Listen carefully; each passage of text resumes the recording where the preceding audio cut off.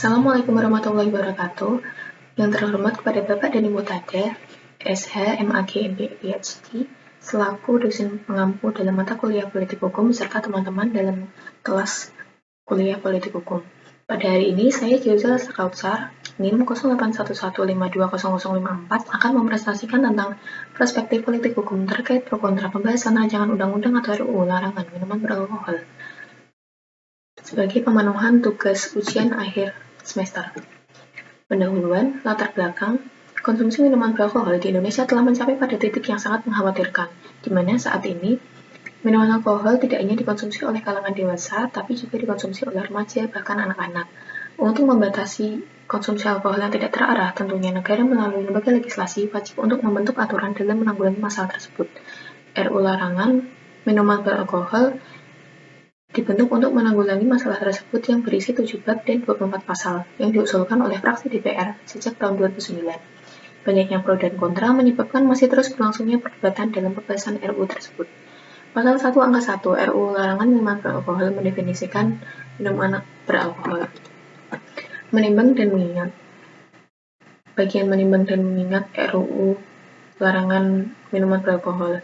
Jadi, bagian menimbang itu berisi uraian secara singkat mengenai alasan dan latar belakang mengapa suatu undang-undang itu dibentuk, serta bagian mengingat berisi mengenai dasar hukum yang memberikan kewenangan untuk pembentukan suatu undang-undang dan peraturan perundang-undangan yang memberikan kewenangan itu.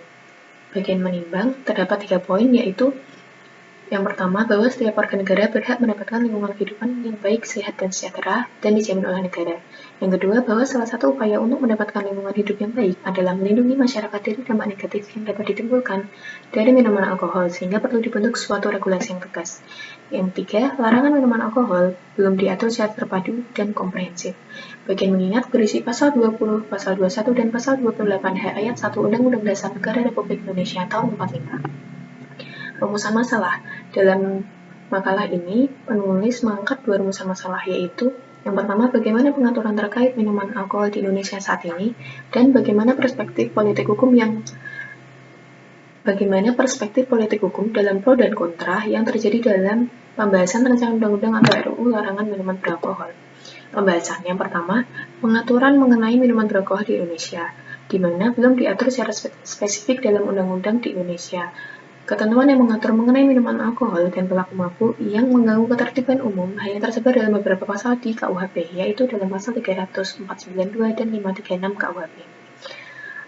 Pengaturan mengenai minuman alkohol yang terdapat di luar KUHP diatur dalam Peraturan Menteri Perdagangan Republik Indonesia Nomor 25 Tahun 2019 tentang perubahan ke-6 atas Peraturan Menteri Perdagangan Nomor 20/M /4/2014 tentang pengendalian dan pengawasan terhadap pengadaan, peredaran, dan penjualan minuman beralkohol.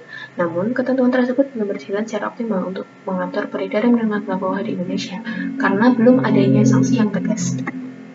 Kemudian, perbandingan yang memuat persamaan dan perbedaan antara RUU larangan minuman beralkohol dan Permendag Nomor 25 Tahun 2019. Persamaannya, keduanya mengatur mengenai minuman alkohol dalam hal pengawasan, peredaran, dan penjualan minuman alkohol, yang meliputi juga pengawasan yang dilakukan oleh pemerintah pusat maupun daerah secara terpadu, tempat-tempat yang diizinkan untuk mengonsumsi maupun menjual minuman alkohol, dan klasifikasi minuman alkohol yang dilarang.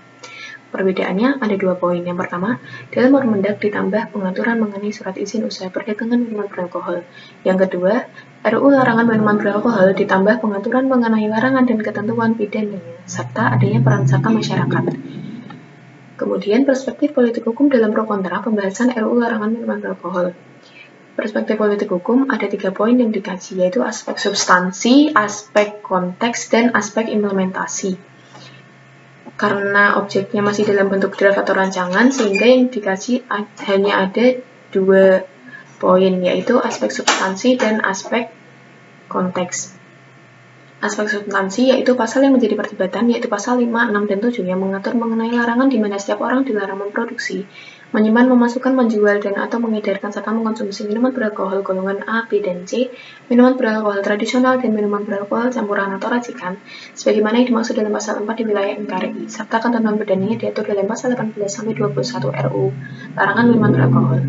Pasal 8 RUU tersebut mengatur bahwa larangan yang dimaksud dalam pasal 5, 6, dan 7 tidak berlaku untuk kepentingan terbatas, yaitu kepentingan adat, ritual keagamaan, wisatawan, farmasi, tempat-tempat yang diizinkan oleh peraturan perundang-undangan, yaitu toko bebas biaya, hotel bintang 5, bar, pub, klub malam, restoran dengan tanda tangan kencana dan tanda tangan suaka, dan toko khusus penjualan minuman beralkohol.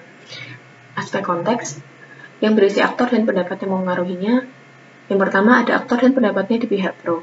Terdapat 6 poin, yaitu yang pertama, adanya RUU larangan minuman beralkohol untuk menjaga ketertiban dan melindungi masyarakat dari kejahatan yang mungkin timbul dengan latar belakang minuman alkohol. Yang kedua, merusak kesehatan, baik dalam jangka pendek maupun jangka panjang. Yang ketiga, masih banyak dijumpai produk minuman alkohol lokal yang kandungan alkoholnya tidak terkontrol yang merupakan warisan tradisional dan dikonsumsi oleh masyarakat luas. 4. Terdapat korelasi antara minuman yang beralkohol dengan adanya tindak pidana. 5. Menurut Pedrido dan Mustaki, aktor dominan yang menjadi penyebab terjadinya kecelakaan lalu lintas adalah kesalahan perilaku pemudi dan konsumsi alkohol merupakan salah satu alasannya. Yang terakhir, Mabes Polri menyatakan bahwa dalam 3 tahun terakhir, mulai tahun 2018 sampai 2020, terjadi sebanyak 223 kasus tindak pidana yang dilatar belakangi karena minuman alkohol. Selanjutnya, aktor dan pendapatnya di pihak yang kontra terdapat 8 poin. Yang pertama adalah Ketua Asosiasi Distributor Minuman Beralkohol Friendly Karmana yang menyatakan bahwa larangan minuman alkohol dapat memberi dampak yang buruk terhadap daerah-daerah wisata. Sekretaris Jenderal Aliansi Pengusaha Minuman Alkohol di Indonesia atau APMBI, Wendy Alexander menyatakan bahwa konsumsi minuman alkohol oleh masyarakat Indonesia tergolong rendah, sehingga kurang diperlukan adanya pembentukan RUU ini. Dapat mendorong masyarakat untuk mengonsumsi minuman keras oplosan yang efeknya lebih berbahaya. 4. Pemerintah lebih baik mengatur dan mengawasi distribusi minuman keras daripada memberikan pelarangan secara mutlak. Yang kelima, kriminolog Adrianus Meliala menyatakan bahwa tidak ada hubungan secara langsung antara tindak pidana dengan minuman alkohol. Tidak kejahatan yang terjadi setelah pelaku mabuk dilandasi oleh variabel lain seperti emosi, akses senjata, dan niat jahat.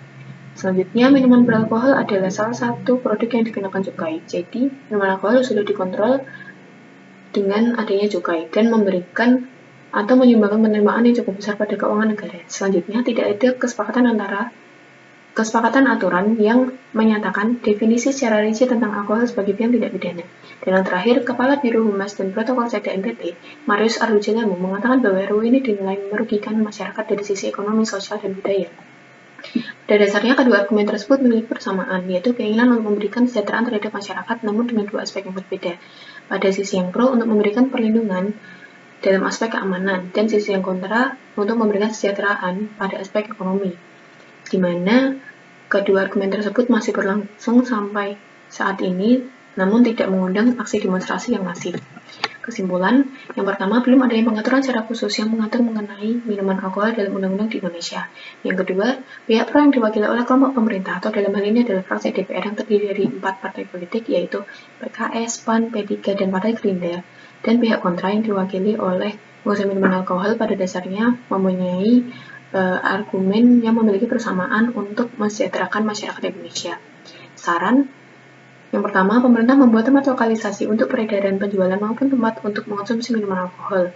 Yang kedua, pemerintah membentuk regulasi yang tegas terkait peredaran dan penjualan minuman alkohol, sekaligus bekerjasama dengan Satpol PP atau aparat penegak hukum yang bertugas di lapangan untuk melakukan pengecekan secara rutin agar tujuan dari pembentukan RUU tersebut dapat memberikan keamanan dan ketertiban dalam masyarakat tanpa mengganggu aspek ekonomi masyarakat. Sekian dan terima kasih. Wassalamualaikum warahmatullahi wabarakatuh.